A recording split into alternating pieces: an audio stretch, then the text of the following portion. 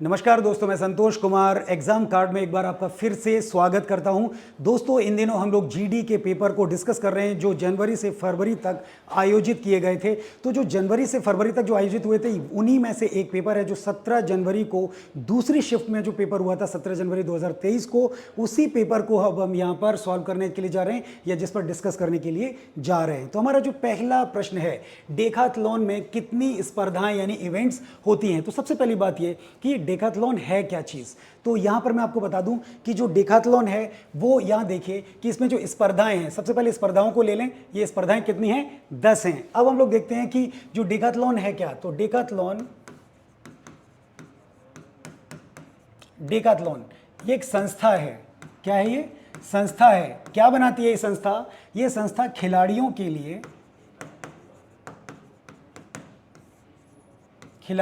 लिए कपड़े,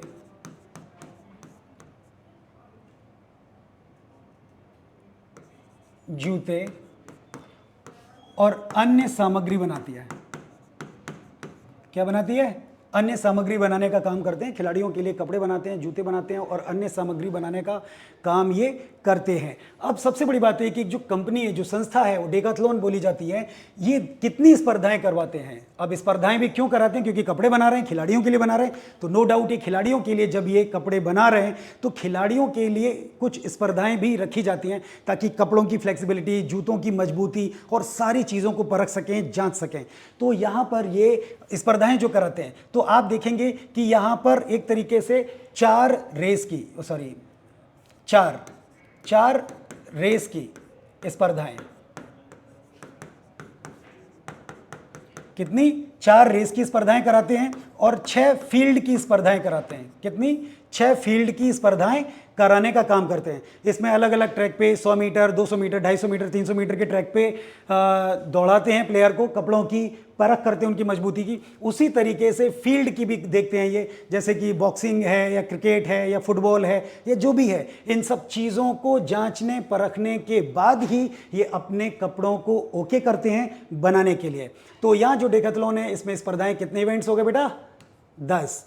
अब हम आप लोग अपने अगले प्रश्न पर चलते हैं। हमारा अगला प्रश्न है, भारतीय संविधान के अनुच्छेद 25 से 28 डैश से संबंधित है। यानी कि भारतीय संविधान का जो अनुच्छेद 25 से 28 है उससे संबंधित क्या चीज़ है। तो वो संबंधित क्या चीज़ है? वो है धर्म की स्वतंत्रता का अधिकार। यानी कि धर्म की स्वतंत्रता, कोई भी व्यक्ति कोई भी धर्म मानने के लिए स्वतंत्र है। वो अपनी किसी भी विचारधारा को प्रसारित कर सकता है, किसी भी धारा को मान सकता है और कोई भी उसे ये नहीं कह सकता कि तुम्हारे भगवान नीचे, हमारे भगवान ऊंचे, तुम ये क्यों नहीं मानते, तुम वो क्यों नहीं मानते, तुमको मंदिर में नहीं आने देंगे, तुमको मस्जिद या चर्च में नहीं आने देंगे, तुम ये कार्य नहीं कर सकते, तुम वो कार्य नहीं कर सकते। यानी कि धार्मिक विद्वेष, धार्मिक आधार पर हम किसी को नीचा नहीं दिखा सकते, अपमानित नहीं कर सकते या किसी भी तरीके से उसकी अवहेलना नहीं कर सकते हैं। तो ये जो धर्म की स्वतंत्रता का जो अधिकार है वो अनुच्छेद 25 से 28 के मध्य में आता है। हम अब अपने अगले प्रश्न पर चलते हैं। हमारा अगला प्रश्न है प्रश्न नंबर 3, यानी कि क्वेश्चन नंबर 3।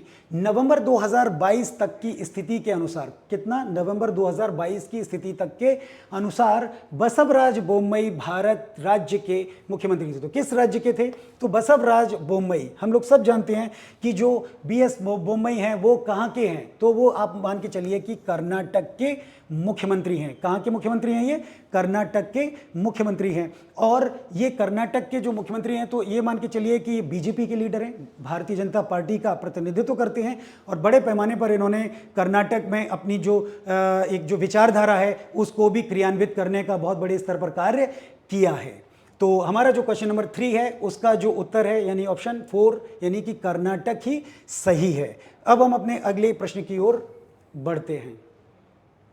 हमारा अगला प्रश्न है प्रश्न नंबर 4, प्रति व्यक्ति आय उस देश के एक व्यक्ति द्वारा अर्जित औसत डैश को निरूपित करता है। यानी कि पर व्यक्ति, यानी कि पर कैपिटा, यानी कि प्रति व्यक्ति की बात हो रही है। यहां पर किसकी बात हो रही है? प्रति व्यक्ति की बात हो रही है और एक व्यक्ति द्वारा अर्जित औसत आय। तो प्रति व्यक्ति यानी एक व्यक्ति जो भी है, आय निकालनी है हमको। तो प्रति व्यक्ति आय उस देश के एक व्यक्ति द्वारा अर्जित औसत आय को निरूपित करती है। तो किसको निरूपित करती है? आय को। तो यहां पर हम लोग क्या लिखेंगे? आय। यानी कि इसको करती है। यानी कि एक औसत आय निकालने के लिए हम लोग क्या करते हैं कि जितने भी राज्य हो या देश हो या कोई भी क्षेत्र हो, उस क्षेत्र में रहने वाले प्रत्येक नागरिक की आय को हम लोग उस क्षेत्र में रहने वाले नागरिकों की संख्या से भाग दे देते हैं, और जो उत्तर निकल करके आता है वो प्रति व्यक्ति आय कहलाती है। यानी कि जो प्रति व्यक्ति आय है, तो उसके लिए अगर हम लोग देखें तो सबसे पहले हम लोग क्या करेंगे, राज्य या देश या क्षेत्र में, यानी कि राज्य या देश या क्षेत्र में रहने वाले प्रत्येक नागरिक की आय को समस्त क्षेत्र या देश, राज्य की आबादी की संख्या से भाग दे दिया जाता है, तो प्रति व्यक्ति आय प्राप्त हो जाती है। लंबी हो गई व्याख्या, थोड़ा आप लोग सोच रहे होंगे क्या लिख के दे दिया। तो प्रति व्यक्ति आय अगर निकालनी है तो राज्य या देश या क्षेत्र में रहने वाले प्रत्येक नागरिक की आय को समस्त क्षेत्र या देश की या राज्य की आबादी की संख्या से हम लोग भाग दे देते हैं। तो इस प्रकार से हम प्रति व्यक्ति आय को निकालने का काम करते हैं। तो हमारा यहां पर क्वेश्चन नंबर 4 का जो आंसर है यानी कि ऑप्शन नंबर 1 आय है। अगला हम अपने प्रश्न की ओर आगे बढ़ते हैं। चलिए प्रश्न नंबर 5, निम्नलिखित में से कौन सी भारतीय रेलवे ट्रैक की एक श्रेणी नहीं है। निम्न में से कौन सी भारतीय रेलवे की एक श्रेणी नहीं है, यानी कि हमारे देश में निम्न में से कौन सी श्रेणी का प्रयोग नहीं किया जाता है। ये एक सिंपल सा आपका जो प्रश्न है। तो देखिए ब्रॉड गेज, सबसे पहले हम लोग देखते हैं ब्रॉड गेज। इसको हम लोग एक आम भाषा में क्या कहते हैं, बड़ी लाइन। क्या कहते हैं इसको, बड़ी लाइन।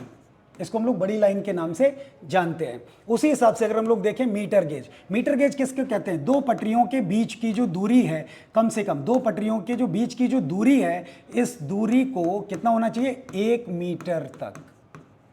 यानी कि दो पटरियों के जो बीच की दूरी होती है अगर वो 1 मीटर तक है तो उसे हम लोग क्या कहेंगे, मीटर गेज कहेंगे। और नैरो गेज को हम लोग सब जानते हैं, इसको क्या कहते हैं, छोटी लाइन। क्या कहते हैं इसको, छोटी लाइन कहते हैं। अब प्रश्न हमारा आ रहा है वो है क्या, फुट गेज। अब यहां पर देखिए कि अब हम जो बात करने जा रहे हैं वो किस चीज की है, फुट गेज की। तो फुट गेज के तौर पे अगर हम लोग देखें तो फुट गेज हमारे देश में नहीं चलता, ये कहां चलता है, स्वीडन में चलता है। कहां चलता है, स्वीडन देश में। कहां चलता है ये, स्वीडन देश के अंदर चलता है। क्या चलता है, फुट गेज। तो इस प्रकार से हम लोग देखते हैं कि जो फुट गेज है एक तरीके से ये स्वीडन देश के अंदर चलता है, प्रचलन में है, भारत में नहीं है। तो इस तरह से क्वेश्चन नंबर 5 है, इसका जो उत्तर हुआ वो फुट गेज हुआ। यानी कि फुट गेज, यानी कि क्वेश्चन नंबर जो 5 का जो ऑप्शन नंबर 2 है फुट गेज, यही सही आंसर है। अगले प्रश्न पर हम लोग चलते हैं। हमारा अगला प्रश्न है प्रश्न नंबर 6। प्रश्न नंबर 6, निम्नलिखित में से कौन सा त्योहार उत्तर प्रदेश में नहीं मनाया जाता है। तो निम्नलिखित में से कौन सा त्योहार उत्तर प्रदेश में नहीं मनाया जाता है। तो कौन सा त्योहार है जो उत्तर प्रदेश में नहीं मनाया जाता है, इस पर भी चर्चा कर लेते हैं हम लोग। तो देखिए ताज महोत्सव, हम सब जानते हैं ताज महोत्सव कहाँ मनाया जाता है, आगरा में। ताजमहल के पीछे पूर्वी गेट की तरफ आप लोग देखते हैं तो आगरा में ये कहाँ मनाया जाता है, ताजमहल के पीछे मनाया जाता है। जैसे हम लोग ताज महोत्सव या ताज फेस्टिवल भी कहते हैं, है ना। तो ये आगरा में मनाया जाता है। उसी तरीके से गंगा महोत्सव ये कहाँ मनाया जाता है बेटा, वाराणसी। वाराणसी में मनाया जाता है।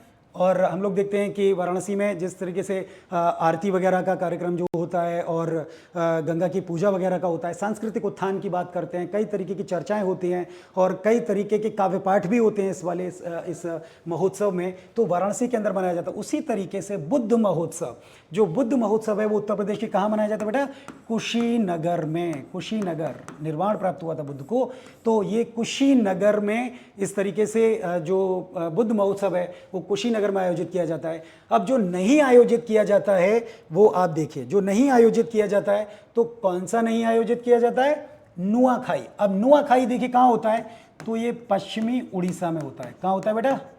पश्चिमी उड़ीसा में मनाया जाता है नुआखाई। अच्छा, नुआखाई आखिर क्यों मनाया जाता है? तो नुआखाई ये नई फसल के उपलक्ष्य में मनाया जाता है, नई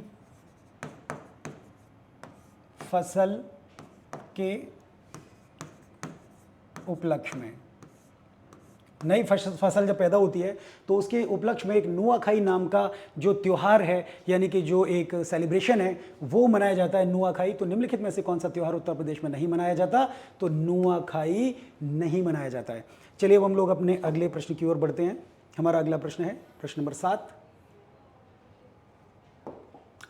फरवरी 2022 में मुंबई के मालाबार हिल में राजभवन में नए दरबार हॉल का उद्घाटन किसने किया था? अब यानी कि जो मुंबई में एक नया राजभवन बना, उसमें एक जो राजभवन जो था, उस राजभवन में एक नया दरबार हॉल बनाया गया था, यानी दरबार हॉल के नाम से एक हॉल बनाया गया था। तो आप देखिए कि दरबार हॉल, ये दरबार हॉल है, इसका उद्घाटन आखिर किसने किया? तो यहाँ पर है जो उद्घाटन करने वाले व्यक्ति थे वो थे श्री रामनाथ कोविंद। कौन थे? श्री रामनाथ कोविंद। हमारे राष्ट्रपति श्री रामनाथ कोविंद जो थे वो उन्होंने इसका उद्घाटन किया था। अब जिस दिन ये उद्घाटन किया था तो उनके साथ कौन कौन थे? तो देखिए, तत्कालीन मुख्यमंत्री उद्धव ठाकरे, ठीक है, तो तत्कालीन मुख्यमंत्री उद्धव ठाकरे थे। वहीं राज्यपाल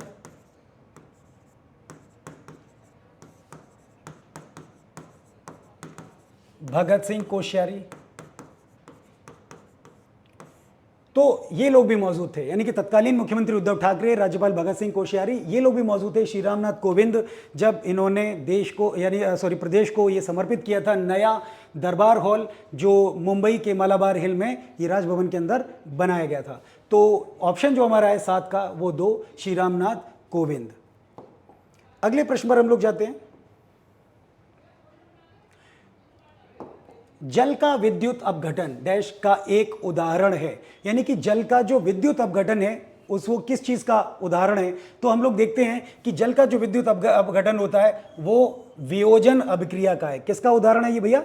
ये है वियोजन अभिक्रिया का। जब हम लोग वियोजन अभिक्रिया करते हैं तो ऐसे वक्त में वियोजन अभिक्रिया के समय पे 2 गैसें निकलती हैं। पहली हो गई हाइड्रोजन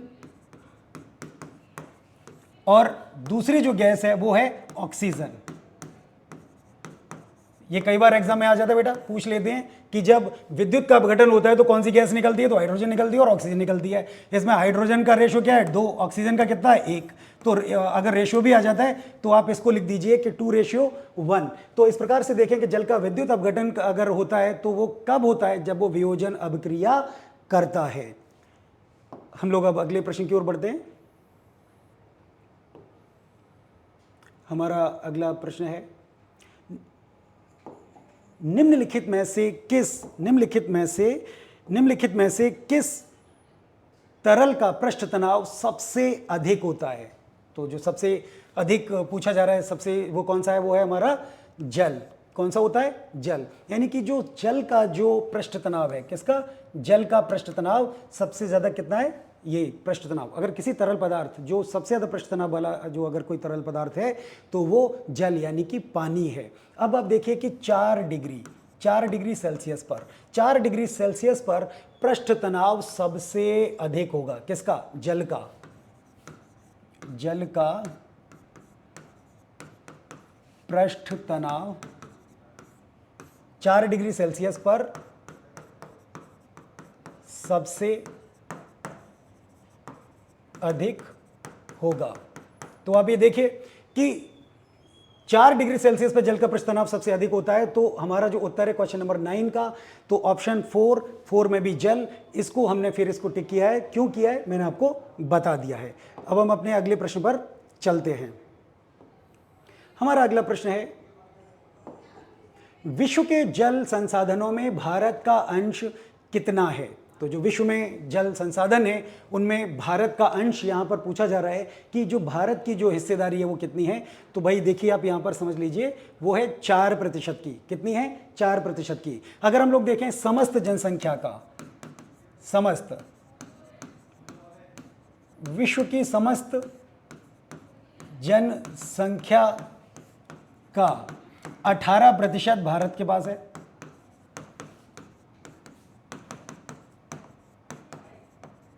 यानी कि विश्व जनसंख्या का कितना प्रतिशत? 18% कहां पर मौजूद है? वो ये मौजूद है भैया भारत के पास में, अगर हम संपूर्ण जनसंख्या की बात करते हैं विश्व की। लेकिन अगर हम लोग विश्व के जल संसाधनों में भारत का अंशदान की अगर हम बात करें तो भारत का अंशदान यहां पर कितना है? मात्र 4%। कितना है यहां पर? 4%। 4%, मात्र 4%। तो भारत का अंशदान यानी कि 4% भारत का अंशदान है। तो इस तरीके से अगर हम देखें, इसकी कमी को पूरा करने के लिए, इस जो कमी है, इस कमी को पूरा करने के लिए भारत सरकार क्या कर रही है? अटल बिहारी वाजपेयी का जो सपना था, उनका जो सपना था, ड्रीम प्रोजेक्ट था कि वो सभी नदियों को जोड़ें। अगर हम जल की कमी से जूझ रहे हैं तो इस कमी को पूरा करने के लिए हम कई नदियों को आपस में जोड़ देंगे। तो अगर उत्तर में बारिश हो रही है तो उसका जल पूर्व पश्चिम और दक्षिण तक जाएगा, या अगर जहां भी आपको पानी की उपलब्धता अगर अधिक हो रही है तो उस हम पानी को बहाएंगे नहीं, हिंद महासागर या अरब सागर या बंगाल की खाड़ी में नहीं छोड़ेंगे, उस जल का हम सदुपयोग करेंगे और जो सूखाग्रस्त क्षेत्र हैं उन क्षेत्रों तक हम जल की उपलब्धता पहुंचाएंगे। तो जो विश्व के जल संसाधनों में भारत का अंश है वो कितना हुआ बेटा? 4% का हो गया। अब हम लोग अपने अगले प्रश्न पर आते हैं, प्रश्न नंबर 11। प्रश्न नंबर 11 देखिए, क्रिकेट में जब नियम के अनुसार फेंकी गई गेंद बल्ले या बल्लेबाज को छुए बिना बल्लेबाज के पास से गुजर जाती है और उस गेंद पर रन बनते हैं तो वे रन किस रूप में माने जाते हैं? तो नो डाउट वो किस रूप में माने जाते हैं? बाई के रूप में। आप देखिए वाइड, एकदम से इशारा कर दिया और वो एक तरीके से वाइड हो गए। यानी कि इसके आधार पर, यानी नियमानुसार फेंकी गई गेंद, कोई भी अगर नियम के अनुसार अगर गेंद फेंकी जाती है, वो बल्ले या बल्लेबाज को छुए बिना, ना तो उसने बल्ले को छुआ और ना उसने बल्लेबाज को छुआ, और पास से होकर के गुजर जाती है, तो उस गेंद पर भी रन बनते हैं और उसे वाइड के तौर पर इशारा कर दिया जाता है। तो इसको हम लोग बाई कहते हैं। हम लोग क्रिकेट में अमूमन हम लोगों ने इस चीज को अधिकतर देखा है। अब हम लोग अपने अगले प्रश्न पर आते हैं। हमारा अगला प्रश्न है प्रश्न number 12। Unemployment is measured in India on the methods prescribed by the. तो अब हम लोग यहां पर देखते हैं कि ये किसके द्वारा प्रिस्क्राइब्ड है या जो भी है। तो प्रिस्क्राइब कौन करता है? तो प्रिस्क्राइब करने का जो काम करता है वो है नेशनल सैंपल सर्वे, यानी कि राष्ट्रीय नमूना जो विभाग है, संगठन है, राष्ट्रीय नमूना संगठन, वो इस तरीके के जो हमारे सैंपल हैं, यानी कि जो अनएम्प्लॉयमेंट के, यानी कि अनएम्प्लॉयमेंट यानी कि बेरोजगारी के, यानी कि सिंपल सी बात है, बेरोजगारी के आंकड़े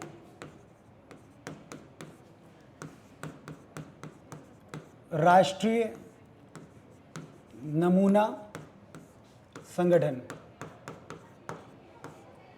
तो राष्ट्रीय नमूना जो संगठन है, ऑर्गेनाइजेशन है, वो इसके आंकड़े जारी करते हैं। हमारे देश में सबसे ज्यादा अगर हम लोग देखें तो बेरोजगारी दर सबसे ज्यादा कब थी? तो हम लोग देखते हैं कि 1972 और 73 में, 1972 और 73 में, यानी 1972 और 73 में सबसे ज्यादा बेरोजगारी दर को एक तरीके से माना गया था। समझ में आ गया? 1972-73 में। लेकिन 1972-73 के बाद अगर हम लोग देखें तो 2016 और 17 में, 2016 और 17 में, और अगर 2016-17 और 17-18 की अगर हम बात करें तो ये जो आंकड़े अगर हम लोग देखें तो इस समय जो आंकड़े पेश किए गए थे 17 और 18 के आसपास के जो आंकड़े थे उसमें हम लोग देखते हैं कि 6.1%, कितना परसेंट? 6.1% बेरोजगारी देखी गई। कितनी देखी गई? 6.1% बेरोजगारी दर देखी गई। यह माना जाता है कि बेरोजगारी दर 1972 और 73 से भी ज्यादा थी। यानी कि जो 17 और 18 के जो आंकड़े थे वो हम लोग देखते हैं कि वो किस तरीके से आंकड़े इतने बड़े स्तर पर ये देखे गए। जो 6.1 जो परसेंट है बेरोजगारी की जो दर है वो हमारे देश में सबसे ज्यादा मानी गई थी। और इस बात को लेकर के जो विपक्ष के जो नेता हैं राहुल गांधी जी जो, तो इन्होंने भी प्रधानमंत्री नरेंद्र मोदी को इस बात पर घेरा था। इस बात पर उन्होंने सवाल भी उठाए थे कि प्रधानमंत्री जी ने कहा था कि वो 2 करोड़ लोगों को रोजगार देंगे, क्या ऐसे ही रोजगार देंगे? तो इस प्रकार से ये जो सैंपल जो राष्ट्रीय नमूना संगठन है उसकी तरफ से अगर हम लोग देखें तो बेरोजगारी की जो दर है वो 6.1 के करीब आंकी गई थी।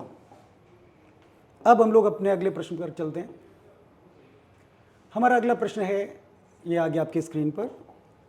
निम्नलिखित में से किसे मोहिनीअट्टम में उनके व्यापक योगदान के लिए पद्मश्री से सम्मानित किया गया था?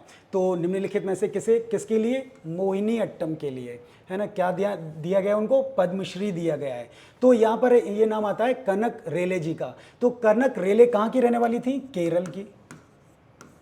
निवासी कहाँ की थी वो? केरल की। किस लिए दिया गया? मोहिनीअट्टम के लिए। मोहिनीअट्टम के लिए, मोहिनीअट्टम के लिए उनको क्या मिला है? पद्मश्री पुरस्कार से उनको नवाजा गया है, उनको प्रदान किया गया है। इसके साथ साथ हम लोग देखते हैं कि मोहिनीअट्टम के साथ साथ वो ये भी है कि वो कोरियोग्राफर, वो एक अच्छी कोरियोग्राफर भी हैं। यानी कि जो हमारे कनक रेले जी जो थी वो अच्छी कोरियोग्राफर भी थी। तो हम लोग यहाँ पर देखते हैं कि जो कोरियोग्राफर के तौर पे, अच्छे कोरियोग्राफर के तौर पे जो जिन्हें जाना जाता था वो कनक रेले थी। और माना जाता है कि 85 वर्ष की उम्र में, 85 वर्ष की उम्र में उनका निधन हो गया। यानी कि 85 वर्ष की उम्र में उनका निधन हो गया। तो ये जो कनक रेले जी जो थी इनके बारे में कहा जाता है कि इनको मोहिनीअट्टम के लिए ये खिताब दिया गया था। अगला हम लोग देखते हैं सितारा देवी। अब देखिए सितारा, सितारा देवी निम्नलिखित में से किस शास्त्रीय नृत्य के लिए प्रसिद्ध थी? तो क्वेश्चन नंबर 14, ऑप्शन हमारा हो गया 3, कथक के लिए थी। जब ये 16 वर्ष की थी, कितने वर्ष की? 16 वर्ष। जब ये 16 वर्ष की थी तो गुरुदेव रविन्द्रनाथ टैगोर, गुरुदेव रविंद्रनाथ टैगोर ने, तो गुरुदेव रविंद्रनाथ टैगोर ने इन्हें कथक साम्राज्ञी का खिताब दिया था। समझ में आ रहा है? तो जब ये 16 वर्ष की हुई थी तो इनकी कला से बहुत ही ज़्यादा एक तरीके से खुश होकर के, इनकी कला को देख के प्रसन्न होकर के जो गुरुदेव रविन्द्रनाथ टैगोर हैं, उन्होंने इन्हें कथक साम्राज्ञी, किसका? कथक साम्राज्ञी का खिताब दिया था। किसको दिया था? ये जो सितारा देवी जो थी, जो सितारा देवी जो हैं उनको कथक के लिए दिया गया था। हम सब जानते हैं कि कथक जो नृत्य है उत्तर प्रदेश का या उत्तर भारत का एक मुख्य नृत्य है। वहीं अगर हम लोग देखें कथकली तो केरल में होता है। कहाँ होता है ये? केरल में होता है। और भरतनाट्यम देखें तो आंध्र में होता है। और मणिपुरी तो मणिपुर में ही होता है। समझ में आ गया? तो इस प्रकार से जो कथक है, कथक के लिए सितारा देवी जी को ये माना जाता है कि जो सितारा देवी जो जी थी वो कथक नृत्य की बेहतरीन नृत्यांगना थी। अब हम लोग अपने अगले प्रश्न पर आते हैं। निम्नलिखित में से कौन जून 2022 में आजमगढ़ निर्वाचन क्षेत्र उत्तर प्रदेश से धर्मेंद्र यादव को पराजित करके सांसद बना? यानी कि जो धर्मेंद्र यादव हैं ये समाजवादी के हैं, धर्मेंद्र यादव, तो इनको पराजित करके सांसद कौन बना? तो यहाँ पर आप देखिए बिल्कुल नो डाउट कि जो बनने वाले व्यक्ति हैं, आप देखिए वो है दिनेश लाल यादव। कौन है? दिनेश लाल यादव। इनके बारे में कहा जाता है कि भैया ये भोजपुरी फिल्मों के कलाकार हैं। कहाँ के? भोजपुरी फिल्मों के ये अच्छे खासे कलाकार हैं दिनेश लाल यादव। क्या आप जान सकते हैं कि इनका उपनाम क्या है? तो इनका उपनाम है निरहुआ। आपने देखा भी होगा निरहुआ। अब देखिए निरहुआ, अभी निरहुआ नाम क्यों पड़ा? इसके पीछे बड़ी रोचक कहानी है। इनके बारे में कहा जाता है कि अधिकतर इन्होंने जितनी भी फिल्में की थी या मैक्सिमम ज़्यादा से ज़्यादा जो इनकी फिल्में हैं उन ज़्यादा से ज़्यादा फिल्मों में इन्होंने जो रोल निभाए थे वो सिंदूर की रक्षा करने वाले पति के थे।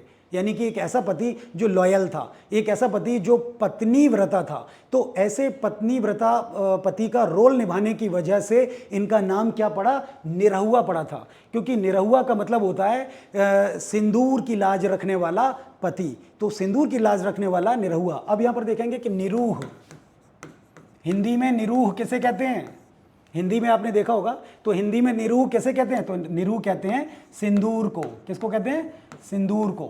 तो सिंदूर को निरूह कहते हैं। तो इसलिए इनका नाम निरूह से निरहुआ पड़ा था। इन्होंने जो दिनेश लाल जो हैं, इन्होंने धर्मेंद्र यादव को चुनाव में हराया था और इन्होंने बाकायदा हम देखें तो आजमगढ़ की सांसदी छीन ली थी। अगला प्रश्न हम लोग देखते हैं, प्रश्न नंबर 16। आंध्र प्रदेश में राज्य व्यापार सलाहकार समिति के अध्यक्ष कौन होते हैं। तो आंध्र प्रदेश की बात हो रही है, राज्य व्यापार सलाहकार के अध्यक्ष। तो यहां पर अगर हम लोग देखें तो ये अध्यक्ष कौन होते हैं, तो राज्य के मुख्यमंत्री, राज्य के वित्त मंत्री, राज्य के राज्यपाल। अगर हम लोग इनकी बात करें तो यहां बिल्कुल सही सी बात है कि भैया राज्य के विधानमंडल के अध्यक्ष। तो राज्य विधानमंडल के जो अध्यक्ष होते हैं वो ही राज्य व्यापार सलाहकार समिति के अध्यक्ष होते हैं। वो इन पर चर्चा करते हैं कि भाई कैसे व्यापार को आगे बढ़ाया जाए, कैसे नए व्यापार को अपने राज्य के अंदर लेके आया जाए, किस जो समस्याएं हैं व्यापारियों की उनको कैसे सॉल्व किया जाए, या किस प्रकार से इस जो समस्याएं हैं उनको दूर किया जाए। तो राज्य की जितनी भी व्यापार से संबंधित समस्याएं हैं उनको सॉल्व करने का काम एक टेबल पर किया जाता है, और जिसके अध्यक्ष, जिसकी समिति के अध्यक्ष कौन होते हैं, राज्य विधानमंडल के अध्यक्ष होते हैं। अपना परामर्श देते हैं, अपने सलाह देते हैं और कई प्रकार की सलाहों को मानते भी हैं। चलिए अब अपना अगला प्रश्न हम लोग देखते हैं। हमारा अगला प्रश्न है प्रश्न नंबर 16। अभी देखिए प्रश्न नंबर 16 पर हम लोग आते हैं। प्रश्न नंबर 16, भारत में औपनिवेशिक शासन के दौरान कृषि में ठहराव को डैश द्वारा स्थायी रूप से समाप्त कर दिया गया है। तो यहां पर आप लोग एक बार फिर से देखते हैं कि भारत में औपनिवेशिक शासन, कृषि में ठहराव और समाप्त कर दिया। तो कुछ पॉइंट्स बने, भारत में औपनिवेशिक शासन, कृषि में ठहराव और समाप्त किया। तो किसने समाप्त किया औपनिवेशिक शासन के दौरान कृषि के जो ठहराव था उसको किसने दूर किया, तो वो है हरित क्रांति। किसने किया, हरित क्रांति, ग्रीन रेवोल्यूशन ने। अब ये जो ग्रीन रेवोल्यूशन है तो वो हम लोग देखते हैं कि स्वामीनाथन, जो स्वामीनाथन जी हैं उनके जरिए हमारे देश के अंदर ये जो हरित क्रांति है उसको बड़े पैमाने पर शुरू किया गया था। अगर हम लोग औपनिवेशिक काल की बात करें, औपनिवेशिक काल की बात करें अगर हम लोग, तो औपनिवेशिक काल में हम लोगों के ऊपर फोर्स था, दबाव था। क्या था वो दबाव था कि किसान नील उगाएं, फिर किसान क्या उगाएं, अफीम उगाएं, चाय उगाएं, है ना, और अफीम हो गया, और लास्ट में आपका एक हो गया ये जिसे हम लोग बोलते हैं कॉटन, यानी कि कपास, यानी कि इसको और हम क्या उगाएं, कपास उगाएं। तो इस प्रकार से देखें कि औपनिवेशिक काल में हमको ये उगाने के लिए फोर्स किया जाता था, नील उगाने के लिए, अफीम उगाने के लिए, चाय उगाने के लिए और कपास उगाने के लिए, क्योंकि अंग्रेज़ों को इसी से फ़ायदा होता था, कैश क्रॉप से ये। और इसको बड़े पैमाने पर वो एक देश से दूसरे देशों में भी ये लोग निर्यात किया करते थे यहाँ से, और बड़े पैमाने पे बहुत सारा पैसा ये लोग अर्जित करते थे, पैसा कमाने का काम करते थे। लेकिन हरित क्रांति ने ज़्यादा से ज़्यादा चीज़ों को कैसे, अब देखिए कि अगर हम हरित क्रांति की बात करें, स्वामीनाथन जो थे इन्होंने हरित क्रांति के ज़रिए सबसे ज़्यादा जो चीज़ें पैदावार की बात की तो वो है गेहूँ और चावल, है ना। तो हम लोग देखते हैं कि गेहूं और चावल का जो उत्पादन था वो अपने बड़े पैमाने पर, बहुत बड़े स्तर पर शुरू हुआ था। हालांकि इसके बाद फल हैं, सब्जी हैं, बहुत सारी जो चीज़ें उनको भी हमने शुरू करने का काम किया था। चलिए अब अपने अगले प्रश्न पर देखते हैं, क्वेश्चन नंबर 18। क्वेश्चन नंबर 18 हमारा क्या कहता है, तो क्वेश्चन नंबर 18 कहता है कि निम्नलिखित में से किस शासक ने शुंग वंश की स्थापना की थी, यानी कि कौन सा ऐसा शासक है यहां पर जिसने शुंग वंश की स्थापना की है। तो देखिए वो नाम है पुष्यमित्र। ये बड़ा कंट्रोवर्सी वाला नाम है, ये बड़ा कंट्रोवर्सी वाला कैरेक्टर है। अगर आप दो विचारधारा के लोग हैं, हमारे जो हिस्ट्री पढ़ाने वाले जो टीचर्स हैं वो दो विचारधाराओं में बटे हुए हैं। अगर हम जैन ग्रंथ परिशिष्ट पर्वन को देखें वो अलग बात बोलता है, बौद्ध ग्रंथ हम अंगुत्तर निकाय को देखें वो एक अलग बात बोलता है। फिर अगर हम अपने जो आम प्रचलित जो ग्रंथ हैं जो आधुनिक इतिहासकारों ने लिखे हैं वो एक अपनी अलग राय रखते हैं। वो सबसे बड़ी बात ये कि पुष्यमित्र के बारे में ये माना जाता है कि वो ब्राह्मण धर्म के पोषक थे। किसके पोषक थे? ब्राह्मण धर्म के पोषक थे। ये ध्यान रखना, ब्राह्मण धर्म।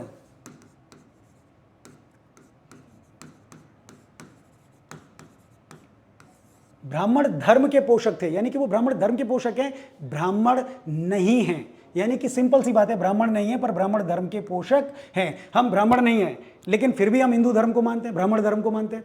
तो इस प्रकार से अगर आप देखिए कि जो ब्राह्मण धर्म के पोषक के रूप में माना जाता है पुष्यमित्र शुंग को। सबसे बड़ी बात यह कि मैं यहां पर कुछ ग्रंथों के हवाले दे रहा हूं। सबसे पहले हम लोग देखते हैं अंगुत्तर निकाय। किसको लेते हैं? अंगुत्तर निकाय। अंगुत्तर निकाय ये बौद्ध ग्रंथ है और परशिष्ट पर्वन जैन ग्रंथ है। ये दोनों ही ग्रंथ क्या कहते हैं कि पुष्यमित्र जो शुंग थे वो जो संप्रति जो थे वो संप्रति के ग्रांडसन थे, यानी संप्रति मौर्य के ग्रांडसन थे ये। अब बताइए कि जो संप्रति मौर्य का अगर कोई ग्रांडसन है तो वो तो मौर्य हुआ ना, ब्राह्मण कहां से हो गया? तो इस प्रकार से हम इतनी अंदर कंट्रोवर्सी में ना जाएं, तो इन दोनों ग्रंथों पर अगर हम नजर दौड़ाएं तो वो संप्रति मौर्य के, किसके? संप्रति मौर्य के नवासे या नाती जो भी है वो ठहरते हैं। तो नाती पोते के हिसाब से हम लोग देखते हैं कि वो ये रहा था। तो पुष्यमित्र शुंग की जो के बारे में बोला जाता है कि इन्होंने अपने मालिक, इनके एक मालिक थे, इन्होंने अपने मालिक जो बृहद्रथ थे उनकी हत्या की थी, बृहद्रथ मौर्य की हत्या की थी। उन पर आरोप लगाया था कि भाई ये अच्छी तरीके से शासन नहीं चला पा रहे हैं, ये धर्म हित में नहीं है, ये अय्याश हो गए, ये विलासी प्रवृत्ति के हो गए। तो लिहाजा जब वो सैन्य परीक्षण करने के लिए गए थे तो तभी उनकी हत्या कर दी गई थी। तो बृहद्रथ मौर्य की हत्या के बाद में पुष्यमित्र शुंग गद्दी पर बैठे थे और उन्होंने शुंग वंश की स्थापना की थी। अब हम लोग देखते हैं कि शुंग वंश की जब स्थापना हुई थी तो इसके लिए जो बाकी के ग्रंथ हैं उनमें तर्क दिए जाते हैं कि इन्होंने बहुत सारे बौद्धों का सर कलम करके लाने के लिए बोला था। लेकिन हम लोग ये भी देखते हैं कि इन्होंने बौद्ध चैत्यों, महाविहारों के ही पुनर्निर्माण क्यों कराए? ऐसे कितने मंदिर जो नवीन मंदिर हैं जो पुष्यमित्र शुंग ने बनवाए, इन सब चीजों पे भी हमको चर्चा करनी चाहिए। तो फिलहाल यहां पर जो आपको मैं बता दूं कि निम्नलिखित में से किस शासक ने शुंग वंश की स्थापना की थी, तो वो पुष्यमित्र शुंग थे। चलिए अब हम लोग अपने अगले प्रश्न पर जाते हैं। कृषि उपज। कृषि उपज का वह हिस्सा जो किसानों द्वारा बाजार में बेचा जाता है अधिशेष कहलाता है। यानी कि अधिशेष जो कहलाता है वो क्या है? बाजार में बेचा जाने वाला अधिशेष कहलाता है। तो बाजार अधिशेष क्या कहलाता है? ये बाजार अधिशेष कहलाता है। यानी कि जो किसान होता है वो बाजार में अपनी फसल को बेचता है। क्यों बेचता है? तो भाई वो इसलिए बेचता है ताकि लागत निकाल सके, लागत निकाल सके, है ना, खेती को सुचारू रख सके। ठीक है, खेती को भी सुचारू रख सके, चार पैसे कमा सके।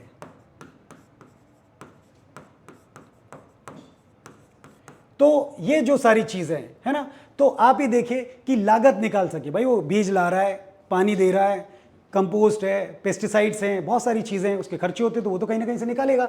तो कृषि उपज का वह हिस्सा जो किसानों द्वारा बाजार में बेचा जाता है बाजार अधिशेष कहलाता है। समझ में आ गया बेटा आपको कि ये बाजार अधिशेष कहलाने का काम करता है। चलिए हम अपने अगले प्रश्न पर आते हैं। प्रश्न नंबर 20। फरवरी डैश में महात्मा गांधी ने असहयोग आंदोलन को वापस लेने का फैसला किया था। तो कितने में किया था? तो ये आप देखिए, ये जो फैसला किया गया है वो 1922। कितना है ये? 1922। आप देखिए कि 1922 की हम जो चर्चा कर रहे हैं, 1922 में आखिर हुआ क्या था? तो 1922 में हुआ था चौरा चौरी कांड। क्या हुआ था? चौरा चौरी कांड। ये आप देखिए, चौरा कांड। अब आप देखिए चौरी चौरा कांड। ये चौरी चौरा कांड में आखिर हुआ क्या था, आंदोलन वापस क्यों लेना पड़ा था? तो मैंने बताया था कि इसमें बड़े बूढ़े थे, बच्चे थे, जवान थे, कई तरीके के लोग थे और अति उत्साही लोग भी थे। इन अति उत्साही लोगों ने जो गोरखपुर में आपका जो चौरी चौरा है, यहाँ का जो थाना था, इस थाने में करीब 22 लोगों को, यानी कि जो सिपाही थे, सिपाही थे, इन सिपाही को उन्होंने थाने के अंदर ही आग लगा के मार दिया था। और फाइनली इस अग्निकांड के बाद में जो रिटेलिएट हुआ था, यानी कि जो गोलीबारी हुई थी, उस गोलीबारी में यानी कि 22 सिपाही और 3 आम नागरिक मारे गए। समझ में आ गया? तो ये जो चौरी चौरा कांड था, इसमें 22 सिपाही और 3 आम नागरिक मारे गए थे। तो लिहाजा गांधी जी ने ये असहयोग आंदोलन जो था उसको वापस ले लिया था। लेकिन इस आंदोलन को वापस लेना कुछ नेताओं को रस नहीं आया, जैसे कि मोतीलाल नेहरू हैं, उन्होंने इसका खंडन किया।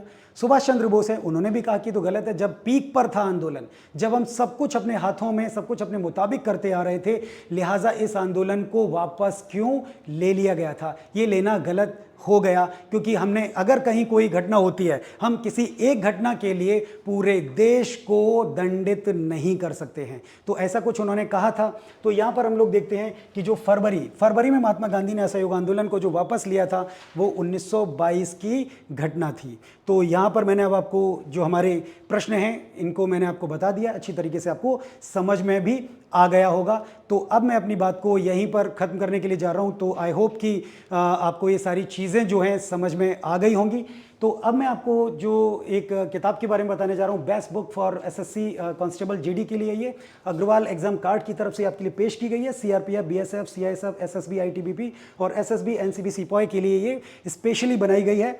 खासकर इसमें जो देखने वाली जो चीज़ है वो है 20 मॉक पेपर्स और 12 सॉल्व पेपर हैं इसके अंदर। और ये किताब आपके लिए बेहद लाभप्रद साबित होने वाली है। इस पेपर के अंदर, यानी जो किताब है, इसके अंदर हमने हर प्रश्न पर क्यूआर कोड लगाया और क्यूआर कोड को आप स्कैन करके जो भी आपको, जो इसकी व्याख्या है, जो भी चीज़ें जो आप यूट्यूब पे आप नहीं हम हमारी चीज़ को देख पा रहे हैं, या फिर या किसी भी प्रकार से आप देख पा रहे हैं पर समझ नहीं पा रहे हैं, तो ऐसा करके जो पीडीएफ से भी अगर आपको कोई चीज़ समझ में नहीं आ रही है, तो हमने उस सारे कंटेंट को इस किताब के शेप में, किताब में पेश कर दिया है। तो जब भी आपको ये सब चीज़ें जब आपको पढ़नी हो या इनके बारे में जानना हो, तो उसके लिए आप ये किताब ज़रूर ले लें। ये किताब आपके लिए बेहद लाभप्रद होने वाली है। तो यहीं पर मैं अपनी बात को विराम देता हूँ।